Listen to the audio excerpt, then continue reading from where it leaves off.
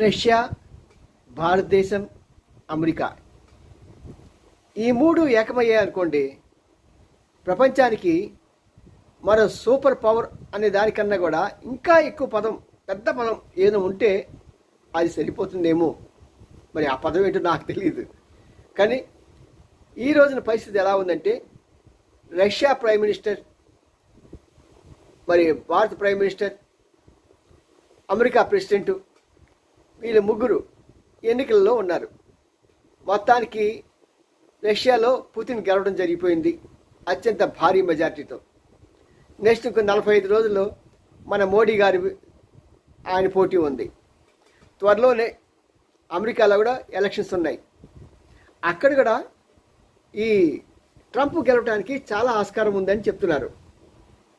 ఒకవేళ ఈ 3 దేశాల్లో ఈ ముగ్గురు గెలిచారనుకోండి,